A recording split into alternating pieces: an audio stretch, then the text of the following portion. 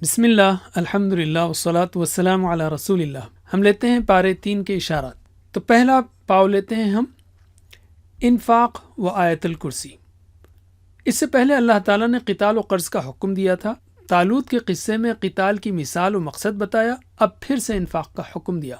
یہ یاد دہانی کرائی کہ یہ سارے احکامات اس ذات کی طرف سے ہیں جس کی صفات آیت الکرسی میں آئی ہیں۔ اللہ ولی ہے، جو اللہ کو مانے گا اللہ اس کا ولی بنے گا اور اندھیروں سے نکالے گا۔ اس کی 3 مثالیں بیان کی۔ انفاق کرو، اللہ نے پھر سے انفاق کا مضمون تفصیل سے بیان کیا تاکہ مسلمانوں کی حفاظت ہو خارجی حملوں سے بھی اور اندر حفاظت رہے غربت سے۔ پھر آداب بتائے کہ خرچ کرتے ہوئے ریاکاری نہ کرو، تکلیف نہ دو، احسان نہ جتاؤ، اچھے مال کو خرچ کرو، فقراء پر خرچ کرو، اور مثالوں سے بات سمجھائی۔ تو اشارے ہیں انفاق و آیت الکرسی، اللہ ولی ہے، 3 مثالیں، انفاق کرو دکھاوے اور جتلانے کے بغیر۔ دوسرا پاؤ سود و قرض۔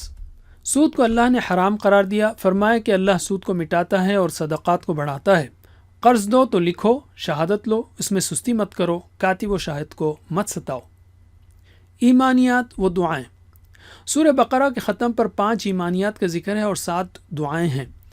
اس صورت میں اللہ نے آدم علیہ السلام کو دعا سکھانے کا ذکر کیا، ابراہیم علیہ السلام کی دعائیں بتائیں اور کہا کہ میں قریب ہوں، دعا کو سن کر جواب دیتا ہوں۔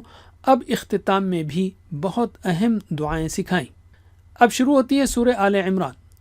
بقرہ میں دین کے اہم احکام کے بعد اس صورت میں ٹیڑھ سے پناہ، لا تزغ قلوبنا، اور دین پر ثبات کا ذکر ہے۔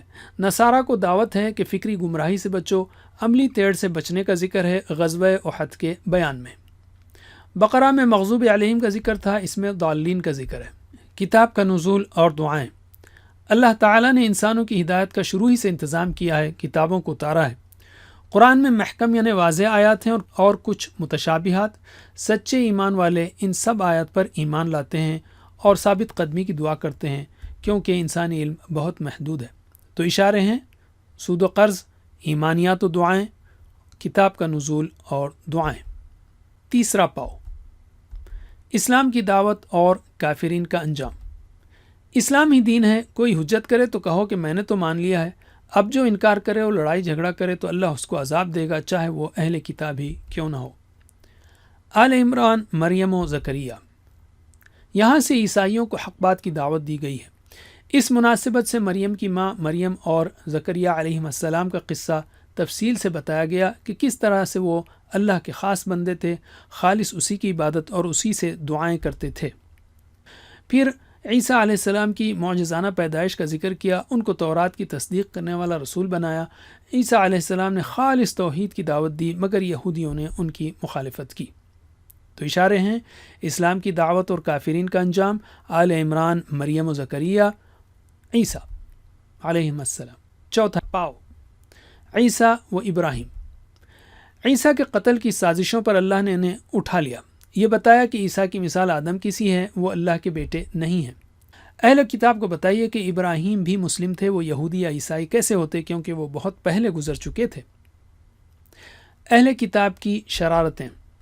اللہ نے اہل کتاب کی شرارتوں اور گمراہیوں کا ذکر کیا تاکہ مسلمان ان سے بچیں۔ اہل کتاب مسلمانوں کو گمراہ کرنا چاہتے تھے، عہدوں کو بیچتے، مال میں خیانت کرتے، بات کو بدلنے کے لیے زبان کو مروڑتے وغیرہ۔ اسلام کے عمدن انکار پر لعنت۔